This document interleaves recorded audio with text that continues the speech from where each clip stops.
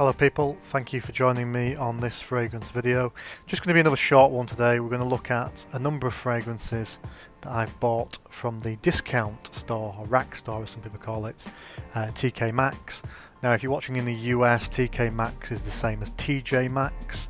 Just to give you a bit of a history lesson, the reason why it's called TK Maxx in Europe and not TJ Maxx is because there was an existing discounted sort of department store called TJU's operating in Europe when TK Maxx came to Europe, and didn't want to be confused with the two, be confused with those with that business, so they changed the K to a J. But you'll know what TK Maxx, TJ Maxx offers. It's a discount store where you can find some decent bargains if you're willing to put the time in going through the necessary racks. And here are a number of fragrances that I've bought from there, all at reasonable prices. It is a bit of a case of going from the sublime to the ridiculous, as you'll see as we go through the fragrances. Some are good, some not so good. We're going to start off with the ones that are very good, the ones where I've made a sizable saving, and we can't start with this one. This is, and I've done a video on this about 5 years ago. Just bring it a little bit closer. It's a Bond number 9 Discovery set. So what it has inside is a number of differing fragrances, all about 15 ml. Not really used them, mostly women's. Some are unisex, such as Peace. Well, there's a men's on the bottom, scent of Peace for him at the bottom there. But it is a niche house, quite an expensive house, and that just gives you the opportunity to sample a fair few differing fragrances from this, and this only cost, I can't remember now, but I think it was about 40 quid, so not too bad for some niche quality fragrances. Another one that comes in a box similar to that, has now sadly been discontinued. A very hyped fragrance in the community. A few years ago I picked up this, bargain price, I think it was about £35. It's a Bulgari Aqua Amara box set. Now I'll just show you what's inside the box itself. There is something missing. So in here, just watch that falling over, you have the juice itself. Sizable bottle. I'm just going to check what ml this is. That's 100 ml, so decent sized bottle of juice. And then you had like a 15-20 ml separate bottle here, just as an atomizer to take out when you use, and that's what I've used. I've barely touched the actual main bottle itself. As I say, it wasn't particularly expensive, pretty bargain price for what it was. On a scent that's now been discontinued, but I've had that one a while. I'm going to move on to a couple more. Another one that's in a box. It's a niche scent, although on the more accessible side of niche. And again, this was relatively cheap, and it is this here. I'm just going to push those back. It is Acqua di Parma Colonia Pura. Again, I'm just going to show you what you've got inside. I think this was about £54, but it's not a weedy 50 ml or 30 ml. It's a full-on 100 ml. Tiny little bottle here, and also you got a shower gel as well. Came with it that I've used. Again, not touched much of the juice, although I will be endeavouring to wear this more often. But again, it's a niche house found in TJ Maxx for a reasonable price. Just ignore how scruffily I'm stacking these boxes and putting the bits and pieces together here.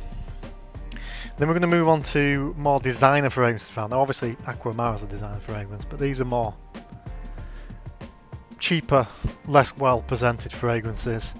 One that I do really like is this bad boy here, and this cost me all of about £16. It was dirt cheap.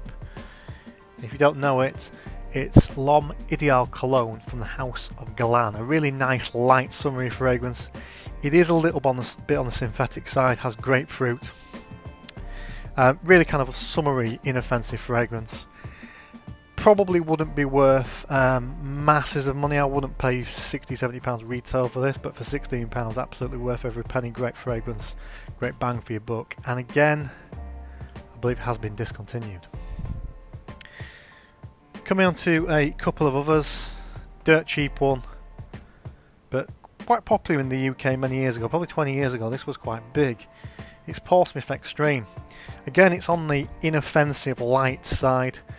Quite unique, not smelt many like this. For me, still a decent fragrance to this day. You could probably argue it's had its day, as I say, it was quite big about 2 decades ago. But very cheap. I think this was about £14. I mean, it's only a 50 ml, but you know, it is one, has a very pleasant smell. Actually, in my opinion, quite great sort of office scent. Really does work in a quite a formal setting. I've got a few more. These ones are not so great. This one, put it on its side there so you can see. It's Abercrombie and Fitch. Just remember what it's called. First Instinct Extreme. Now, you might wonder why, if I've got so many fragrances, why I'm struggling to remember this one. This is quite a forgettable fragrance for me. Some of the reviews on YouTube for this do make out to be quite a good fragrance. I've not found that. I found longevity lacking. I found sillage, projection poor. Again, I did only pay about £16 for it, so I can't really complain for the money, but it's not a good fragrance in my opinion. It's a flanker of the original First Instinct. It says extreme, it's not extreme at all. I found it to be quite tame. One that I do like though, again quite cheap, I think it costs about £20, is this one. Now this doesn't get a lot of love in the fragrance community. It's Lanvin L'Homme Sport. Again, it's a light summer fragrance. Inoffensive, but really does quite a lot for the money. As I say, quite a cheap fragrance. I've mentioned it in a couple of my other videos in the past, so if you do want to watch those and check those out, that would be very much appreciated. And as I say, this is a fragrance that you don't see too often, it's not mentioned too often, but it is one I really actually do quite like as a airy summer fragrance. Coming on to something that's a bit more, what's the word, heavy, although not too heavy. And again, only paid about £16. It is Roberto Cavalli Umo Silver Essence. Now again, been out a while this one. It's a flanker to the original Umo from Roberto Cavalli. That's a more rich, denser, sort of darker, wintry fragrance. This is more on the lighter side. Probably good sort of spring, maybe autumn fragrance with this one. It's, as I say, it's not as dense, it's not as warm, it's not as wintry as its big brother. It has a few more of a lighter, sort of more aquatic elements to it, although not particularly aquatic. As I say, autumn, springtime, when the weather's cool but not cold, this is a good option. And again, as I say, bargain basement price. And then the very final fragrance in this list. So I've not bought too many from TK Maxx, and these have been bought over quite a long time, over a number of years. I mentioned this in a video in the past, and it's Ferrari Essence Oud. Now this is a rose-based oud, and if I'm honest, I can't tell you a great deal about it because I've not worn it extensively. I wore it a couple of times when I got it. My ex-girlfriend hated it. It's not oud, and it's not something for me really, to be fair. So I've never really gone back to it, but I can't complain for the price. As with all TK Maxx fragrances, they are cheap. Well, majority cheap. Sometimes you can get stung, where sometimes there's fragrances in there that have some ridiculous RIP on them that actually they've never been priced at, and then the discount is actually just discounted to a price that you could find pretty much anywhere. So sometimes there are some fragrances in there that you're not really making any great kind of saving against. But on the whole, most fragrances in TK Maxx are discounted quite heavily, and if you're willing to sift through them, you can find a few bargains. It does mean kind of blind buying though, because they're in plastic containers. There's no testers, you can't get them out and sample them, you can't give them a quick sniff. If you don't know much about that fragrance, if you've not smelt it before, you're kind of just going with your gut. So there is that risk. But if you collect fragrances like me, you're willing to take that risk. And as I say, in this collection, I've come across a few gems, and I come across a couple that weren't worth having, like Essence Oud and particular Abercrombie and Fitch one, which I do think is complete and utter garbage. But anyway, That's enough from me blabbering on yet again. Thank you for tuning into this video. Please do like and subscribe. Please check out my other videos where you can. It is very much appreciated.